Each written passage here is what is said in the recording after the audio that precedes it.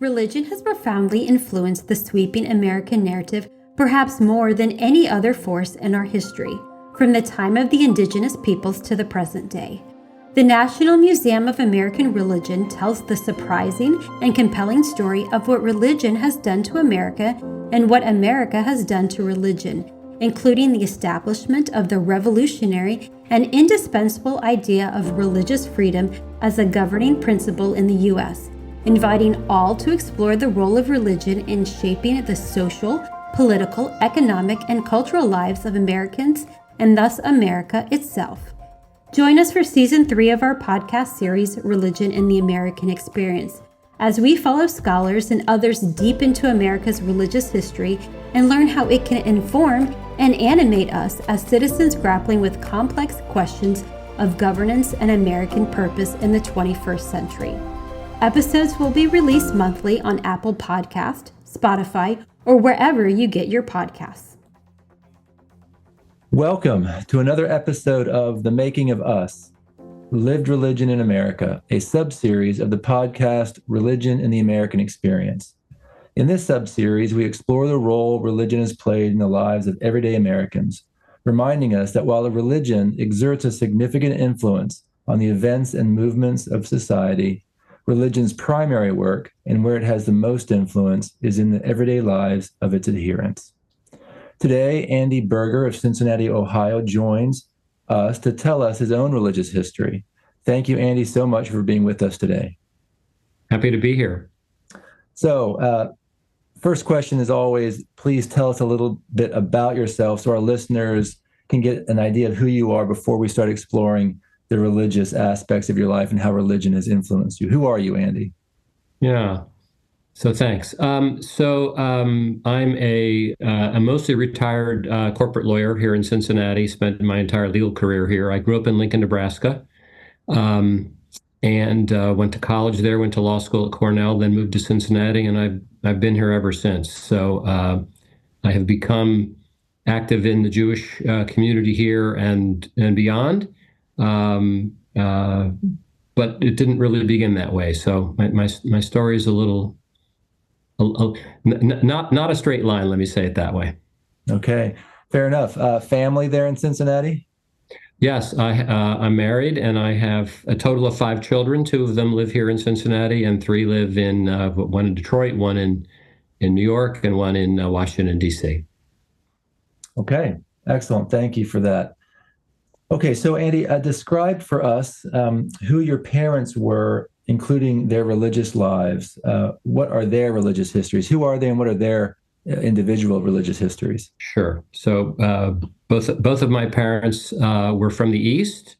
They were both lawyers. My father was a law professor at the University of Nebraska. My mother was also a lawyer.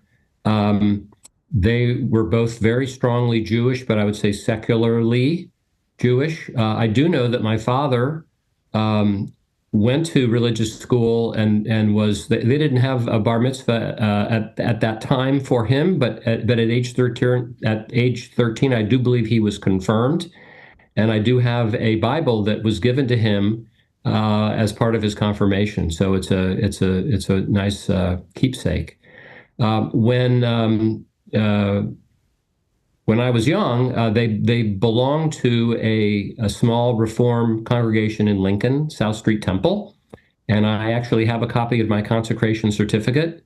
I was consecrated when I was 5, and I did go to religious school there for a couple of years, but my parents dropped out of the temple at that point. They had a dispute with some friends who were supposed to be elevated into temple leadership. That didn't happen. So my parents were upset. They quit, and they promised that they would do Sunday school at home and give me some religious training then. And they bought a couple of books, and that lasted a couple of weeks.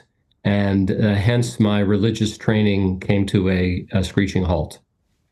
Okay, so that you say they both grew up in the East. Were they, as children, religious themselves? I mean, did they grow up in very religious households? No.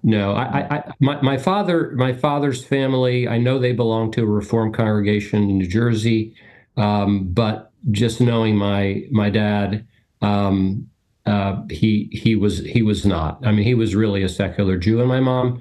I don't know that my mom ever congregation when they were young. They were very poor and probably couldn't afford to. Oh, So. really?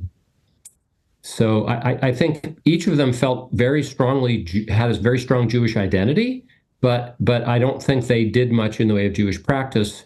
And growing up, we would do Hanukkah occasionally. We would do a Passover Seder occasionally, but it wasn't an important. It really the ritual part of it was not important in the home. We never did Shabbat candle lighting or anything like that in Okay. the home.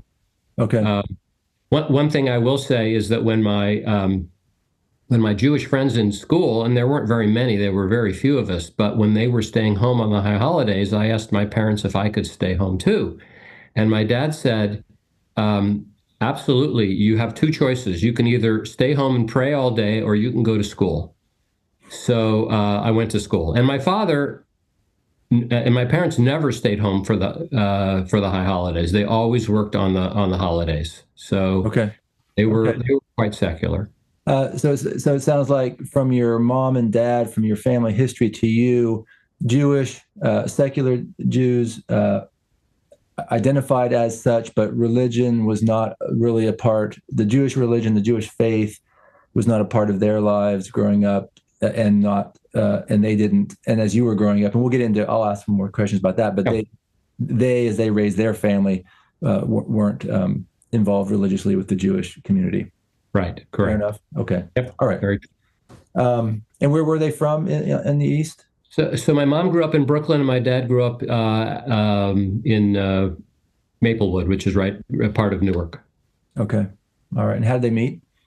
They met in law school. They met. Wow. They went to a law school at Rutgers, and that's where they met. So lawyering is everywhere. I have already There's sensed. a lot of lawyers in this family. Right. You touched on a few things, but maybe there's a little bit more to tell. I don't know. In what ways did religion influence you as you grew up until you left home? Again, you've said something about that, but maybe fill in any blanks that are still there. Yeah, we had a little bit of observance when I was growing up. I do remember one year getting Hanukkah. Hanukkah was early and getting Hanukkah gifts, and then the next year my parents decided to give me the Hanukkah gifts on Christmas because they thought it was unfair to my non-Jewish friends that I should get my gifts before they got theirs. Okay. Um, and then the other thing, we didn't really talk about it much, but as I was reaching dating age, my parents asked me if I would go to a dance up in Omaha. So Omaha is about an hour from Lincoln. Very few Jewish kids in Lincoln, and Omaha had more, and they asked me if I would go up to a dance at the JCC to meet other Jewish girls, and I basically said, and they said how difficult it would be if I married somebody who wasn't Jewish, and it was really, important. They thought it was important that I marry somebody Jewish, but I said I don't really see why I should do that, and I never did. And in Lincoln, and growing up in high school and college, I never dated anybody who was Jewish. Okay. Remind me, when did they leave? So when you were really young, you Yeah, went to the synagogue, but at what age did they quit because of this dispute over I must have leadership? been age six. I must have been age 6 or 7. It was not long after I was consecrated. Okay. And you don't remember much then about uh, participating in Jewish life at that age, probably. There was almost none. I mean, so later on, when I would go back and visit Lincoln and see them, I actually, when I got more engaged in Jewish life much later, I did go back to my old synagogue, and it did bring back memories of being in that sanctuary and being in the religious school. But Okay. but I don't really have any direct memories of that. Right. Okay. And then so no real religious influence when you were at home with your friends. I mean, were you aware of religion around you, and your friends, were they religious? Did you sense religion as being important to some of your friends? Was it part of growing up in that way that you touched others' religions because they were your friends, or what was that like? I don't really think. I mean, almost all of my, I did have a couple of Jewish friends, um, but it wasn't really talked about, and my non-Jewish friends were not terribly religious. I mean, it just wasn't something that was really ever part of the conversation Right. as I was growing up. Okay. I will say, except I did have a friend in high school who was evangelical, and he brought me to one of his services one night, and tried to encourage me to convert to Christianity, which I Okay. didn't do, but that I do remember. What was that like? Do you remember, like, was it startling that this was happening to you? Was it just sort of, oh, I get this and I'm just not doing it? Or what was that like? It was a pretty wild experience because it was I don't think people were speaking in tongues per se, but it was a revival atmosphere, and there was a lot of chanting and dancing and singing, and there was a buzz in the room. And my friend said to me, "Do you feel it? Do you feel it?" And I said, "Yeah, this really and I did feel something." Um, and he said, "Well, you're ready. God's not. Jesus is knocking on the door." And I said, "Well, I'm not sure what I'm feeling. Let me go outside and sit down and just, you know, gather my thoughts." And he said, "Oh no, you don't want to do that." And I said, "Yeah, let me just go outside and sit down." And so I sat down, and the feeling went away. So I think, when you're in a crowded atmosphere like that, there is a feeling in the air that is unmistakable. But it also happens at rock concerts. So. Right. Anyway, Okay. I did not uh, open the door, shall we say, when Right. when the Right. knocking came. Yeah. Yeah. Okay. All right. So now you leave home, let's take you through college and into your first Yeah. job. Any religious influences in college and then law school, and then let's just take it to there. No, I mean there was really no religious influence at all in college. I don't even know if I was aware of a Hillel or anything like that on the campus. When I went to law school at Cornell, there were a lot more Jewish students. I did date some Jewish women, um, but I never went to services. I never went to anything Jewish there at all. So Okay. really none of that. Okay. Now, you indicated to me earlier that you became active once again in a Jewish synagogue in your 30s. So tell us that story, and also tell us a story of your getting married, and if that any religion in that up Yeah. to you becoming more active. Yeah, so that's really important. So I met and fell in love with a woman who is Roman Catholic, my wife Linda, and we talked about getting married, and she said it's going to have to be a Roman Catholic ceremony, and you're going to have to agree to raise your kids as Catholic if you want to marry. And at that point, I was completely unengaged in the. I had again, I had and I have a strong Jewish identity, but I wasn't involved at all in the Jewish world or in the Jewish religion as such, or the faith. And I said to myself, if I have no problem getting married in a Catholic church, and if my Roman Catholic children turn out like my wife, that would be fantastic. So I was totally fine with the idea of raising our children as Catholic. And so we did, in fact, get married in a Catholic church. We had a full Roman Catholic Mass. The priest was actually pretty. He modified the service to talk more about God than Jesus, which I appreciated. But it was a full Catholic Mass. 2 years after we were married, we had our first daughter, Julie, and Julie was baptized. The baptism was. Oh, let me back up and just say this. In order to be married in the Catholic Church, because I had no schooling about Catholicism, I had to take the Catholic conversion class, the RCIA, Rite of Christian Initiation of Adults. And I took that class to get Catholic education. And not to convert. And it was clear to the priest who was leading it from the beginning that I was not interested in converting. But I learned a ton in the class. I really, frankly, not only did I not know much about Judaism, I actually didn't know much about Christianity. And that class really gave me an appreciation for Christianity, about, the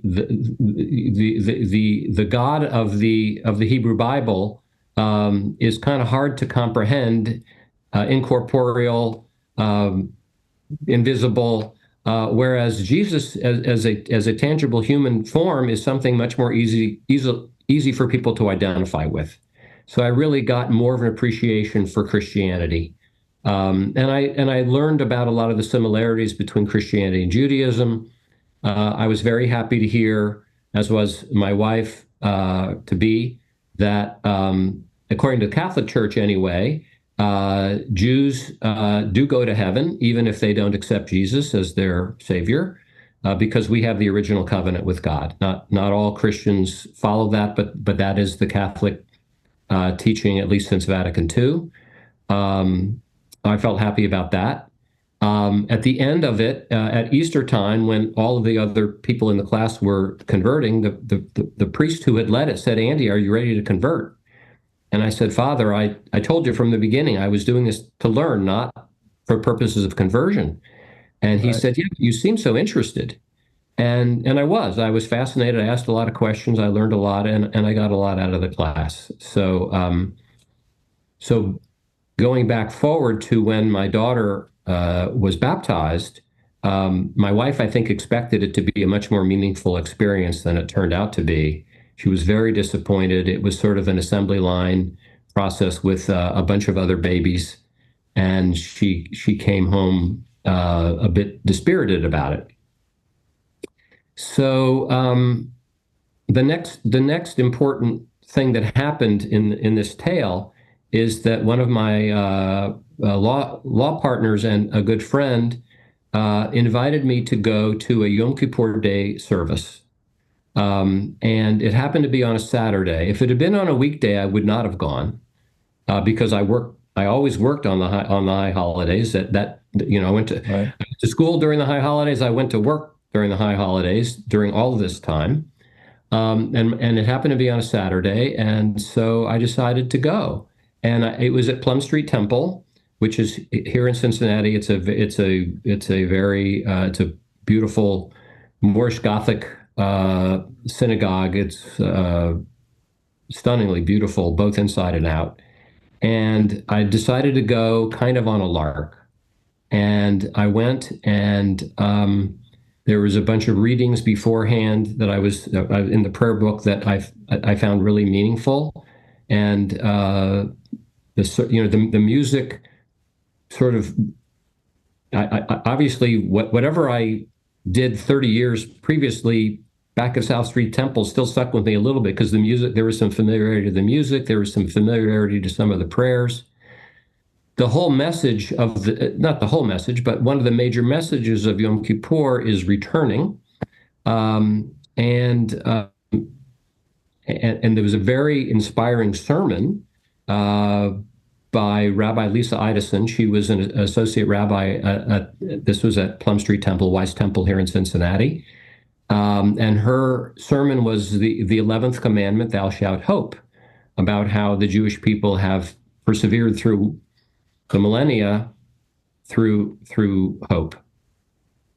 So I would say it's an exaggeration to say I had an epiphany, but I certainly had a reawakening at that time. And I went alone, and I came home, and I said to Linda, I told her about this experience I had just had, and that I really wanted to re-engage, at least wanted to explore Judaism for myself. Not that it would affect her or the kids or anybody else, but for myself, I thought I wanted to explore it. And she said to me, "That's really great. That's wonderful. I had been hoping you would find religion. I knew it wouldn't be mine." Mm.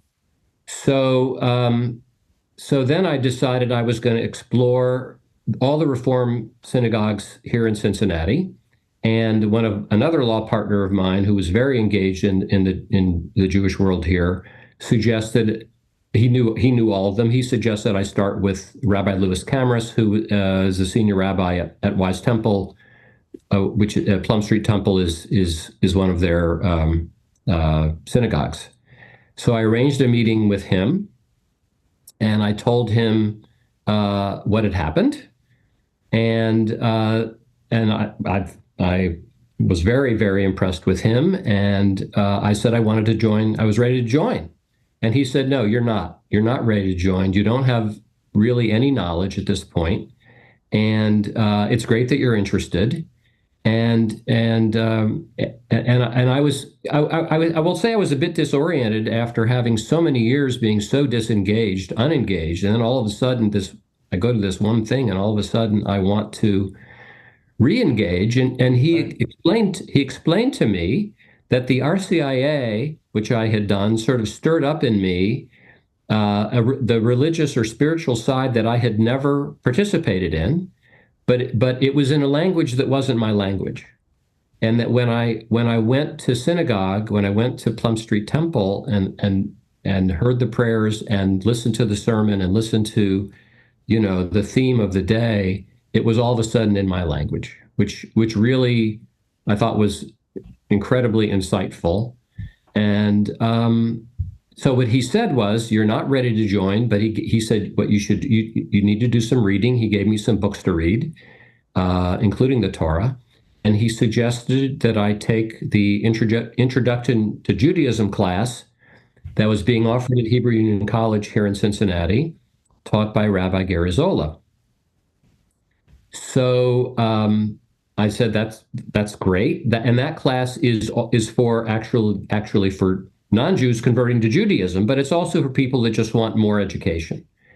So I went home and I told Linda that I wanted to take this class, and she said, look, you took RCIA with me. I'll take that class with you.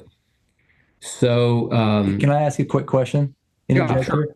Was Linda? You said she was disappointed after the baptism of your first child. Was she still active in the Catholic Church and was working to raise, and you were supporting her in raising the child? Okay, yes. So she was still heavily engaged. Got it. Okay. She was heavily engaged. She taught in the Vacation Bible even before we had children. She taught in the Vacation Bible School. Okay. I mean, she was really, really engaged with her church. And the church, by the way, the church we were married in is the church in which she was baptized and made her first communion and all of that. So she lives in that same area her whole life. Okay. And that church was a very important part of her life. Sure.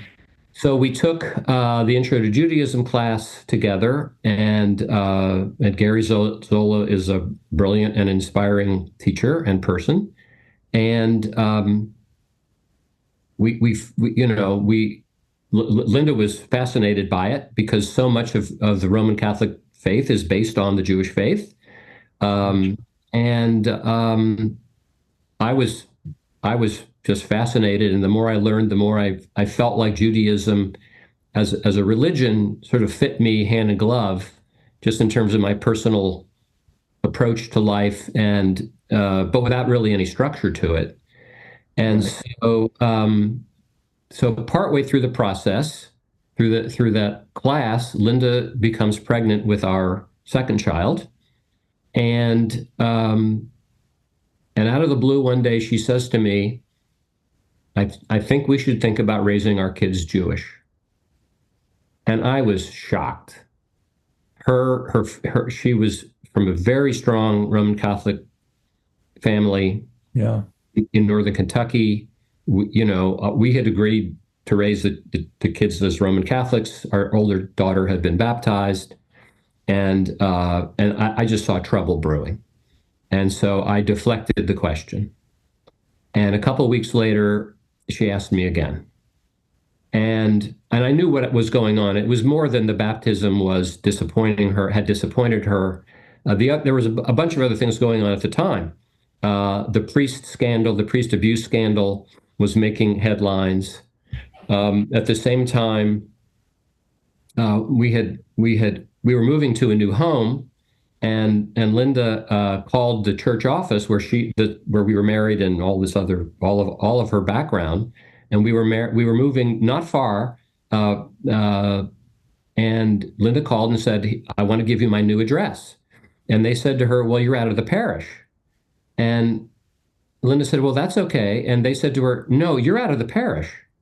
Which means there's a boundary line. You can't be a member of this church anymore. You got to belong to, a different church, a different Roman Right. Catholic church. And she was very upset about all of that. And so the second time she asked me, I said, "Linda, if you want to think about this, I will be open to it, but I got to tell you that if we decide to raise our kids anything other than Roman Catholic, it's going to have to be your decision." So we finished the Intro to Judaism class. We took another class called Times and Seasons. She did a lot of speaking to her parish priests, to other priests. Um, we spent more time with Rabbi Camrus. She spent a lot of time with him about what it would be like. And at this point, and I didn't really realize this, I never knew, interfaith families were very welcomed in Reform Jewish congregations. And so Linda felt very welcomed. And, during the pregnancy, we had to decide then, okay, at the time of the birth of our second child, are we going to have a naming, a bris, in the Jewish faith, or are we going to do a baptism? What are we going to do? Right. So we had some time pressure in which to make this decision. And so we sort of experimented, and we did some Christian things, and we did some Jewish things. And ultimately, at the end of the day, Linda decided that she felt that she could fully participate in Jewish life as a Christian because it was so familiar to her. And she knew I would never feel fully engaged in the Catholic Church. And we spoke to some other couples about this that had made the same decision. And one of the couples, told the story of how they had gotten married. She was not Jewish, he was. She had a Christmas tree, and the Christmas tree meant a lot to her. But to her husband, who wasn't Jewish, the Christmas tree was just a tree with some lights on it. And it didn't. And so Linda knew that I would always be, I would never feel quite at home. And the analogy that was given, is that throughout the whole Hebrew Bible, Jews and Christians walk together, and we're all in sync. And at the point where you get to the New Testament, the Christians continue on the path or go in a different path, and Jews just don't. So Linda felt very comfortable on the initial path, and she knew that I would never feel completely at home, although I would be supportive. So that was the decision she made. She thought the best decision for our family, as a family, would be to have a Jewish home. And how old was your first child at this time? She was about 1. Oh, okay. The two girls are about 2.5 years apart. So she was very, very young. And what year was this? Let's see. Julie was born in 1993, okay. And Hannah was born in 1995. Okay. We were married in 1991. Okay. Well, that is a fascinating story. So what has been the role of religion now and since? And what has it done to you and your wife and your children as you reared them in the Jewish faith? Yeah. So we both became very, very involved in temple life. We got a lot out of it. We had them in the religious school. At the religious school, the parents go to the religious school part of the time, not every week, but I think it was maybe about once a month that the parents would also be engaged. We met a lot of friends there who were going through the same kind of thing. Many other interfaith families who were going through a similar, every story is unique, but we're going through something somewhat similar. And so we were with a peer group, and And so at a certain point, I decided I wanted to. I'd never had a bar mitzvah, but I ended up basically. I didn't go through a full bar mitzvah process, but I did make an aliyah in which I read from the Torah on a Shabbat morning service, which was very meaningful to me. At one point, I was approached about being on the board of the temple, and I thought, I'm a new member. Like, you know what? I don't really belong on the board of a synagogue. I don't. And they said, no, we're always looking for new people. So I joined the board of the synagogue, of the temple. And ultimately, I was asked to be involved in temple leadership. And ultimately, I became president of the temple. Around the same time, I was asked to become a member of the board of the local Jewish Federation, the Jewish Federation of Cincinnati. And I was ultimately asked to get involved in leadership there, and I became the president of the federation as well. And during my time at the temple, I went to a number of URJ biennials, which I thought were really wonderful in terms of how to enhance temple life.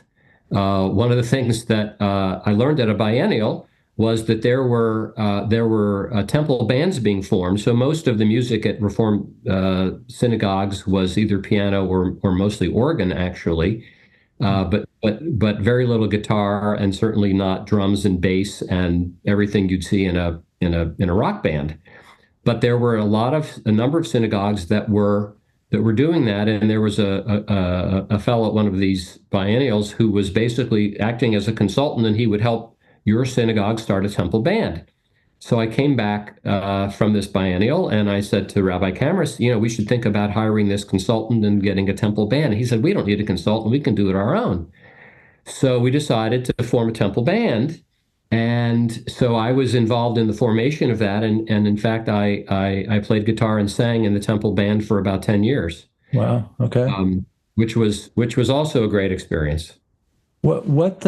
I should have asked this before, but briefly, what were at the time of you all joining the synagogue and Linda coming over and sort of adopting the Jewish life, what have been the interactions with her family? Supportive, some friction over the years? What has it become? What has that been like for you and her? I mean, you are a son-in-law, brother-in-law. How's that been? That can be challenging, I'm sure. It can be very challenging. I'm extremely fortunate. They were incredibly supportive. Okay.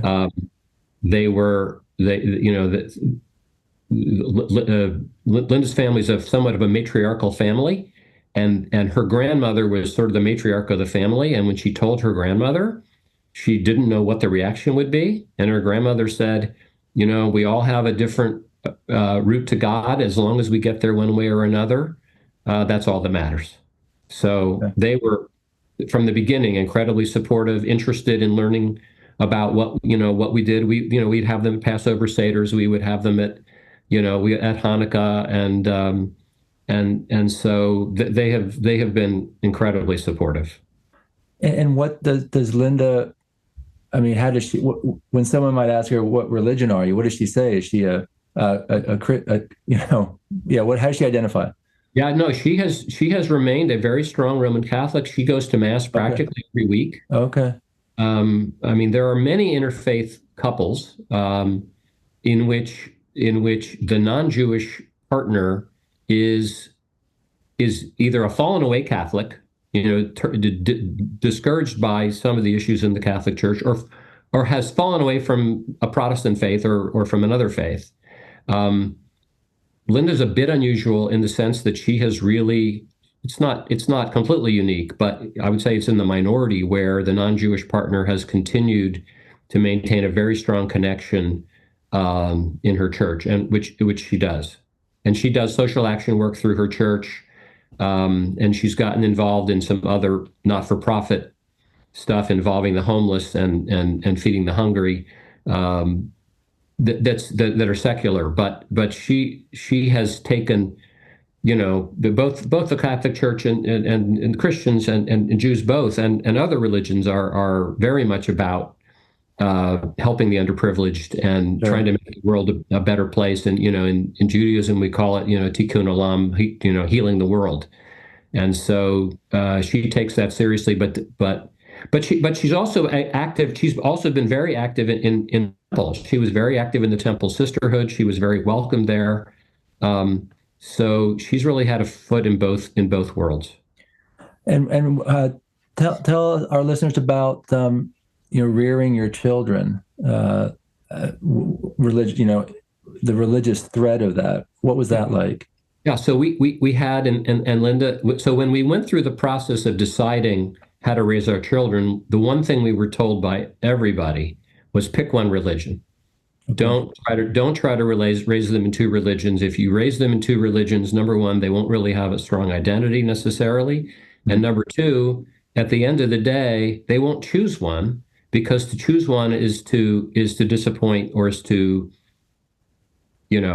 maybe mildly reject the other parent.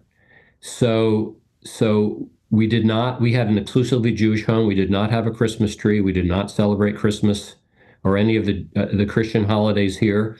We treated it like a birthday. When it's somebody else's birthday, you go and celebrate, at their home, at their birthday party. So we would go to Linda's family for Christmas and Easter. The family would go to church with her on Christmas and Easter. We would also go some other times if Linda and I were traveling and she was going to a mass on a Sunday and we were out of town. I would go to mass with her. But our home was exclusively Jewish. Both of our daughters went to religious school. Both made their bat mitzvah, became bat mitzvah. And they both share a Jewish identity now. Okay. And for you, what did Judaism, or what has it done to you as a father and as a husband? What roles did it play, as a father and a husband through, rearing your children? How did it help? What did it do to you? I feel like it gave me a moral framework, a framework from which to teach my children how to live a proper life. It's not 100% necessary. There's plenty of people that are non-religious that do that, but it was helpful to me to have a Jewish framework within which to be able to teach those things. It gave us a lot of things to do together. When they were working on their Torah portions and trying to chant in Hebrew, that was something that we did together. We did learning together in Sunday school. We went on trips together. We did a family trip to Israel with our temple, with other families with children, which was not just a wonderful travel experience, but also a very emotional, spiritual experience for us to experience together, that just wouldn't have happened any other way. Right. Sure. Can you give us what was a typical day in your household? Let's say your children were teenagers, paying particular attention to any religious elements, praying together, reading. What can you describe for our listeners what that looked like? Well, I would say most days was probably like any other day, but Friday nights we almost always had Shabbat dinner at home. So we would either buy or make a challah, which is the braided egg bread. We would light candles. We would sing songs. We actually put together our own little home service that we would do together. And now it reminded me of something I'd totally forgotten. We would sing Shalom Aleichem, which was welcoming the Sabbath and welcoming the angels. And when we would sing that song, the girls would run around the dining room table. They were just little kids at this point, but as they got older, they participated more and more in the service. And every week we always had a question that we each had to, during the dinner part, what special happened to you this week? And so each of the four of us did that every week. And when we had friends over for dinner or a family over for dinner, everybody answered that question. And it was something that that we did every week as a family. Even now, on Friday nights when our kids are grown, every Friday night now, at least we have one daughter who tends to work on Friday nights because of her job, but we call we call and give them a Shabbat blessing. So one of the things that we do, there is a blessing over the candles. We light candles on Friday nights on the Sabbath. We do a blessing over the wine. We do a blessing over the bread. But for those who have children, you also do a blessing of the children. So we did a blessing with the children. You put your hand on their head and you bless them. We do it in English and Hebrew, and then we give them a kiss. And we do that now on Friday night. We call. So our daughter in Detroit, we call her on Friday night when we're doing Shabbat, and we give her a blessing. Wow, that's amazing. Thank you for sharing those personal stories. What were the reactions of your mom and dad when you became, I assume they were alive when you were in your 30s, Yeah. and what did you have? I'm sure you had discussions with them. Yeah. What were those like? They were mystified. Were they? Yeah. They just didn't get it. And my mom more so than, I mean, my dad was more mystified than my mom. But they were both supportive. I mean, they weren't in any regard opposed to it, but it was like for them it just didn't compute. And but they ultimately moved to Cincinnati as they got on in years, and they would always come to services on Friday night when I was in the band, and they joined the temple, and they met some friends there and so on. But for them, it was never anything that really moved them. Okay. And do you have brothers and sisters? I have an older sister and a younger brother. Yes. Briefly, what's their religious life like? Did they also become religious in their older years, or have they stayed? I assume they had the same rearing as you, sort of secular. They had the same rearing as me. My sister still identifies as Jewish, but is not really active. My brother, I think my brother defines Judaism as a religion more than anything else, and does not subscribe to the Jewish faith. So I think if you asked him what religion he is, or is he Jewish, I don't know how he'd answer. I don't think he would say he's Jewish. Now he might say my background's Jewish. I'm not sure, but he certainly does not consider himself to be of the Jewish faith. Okay.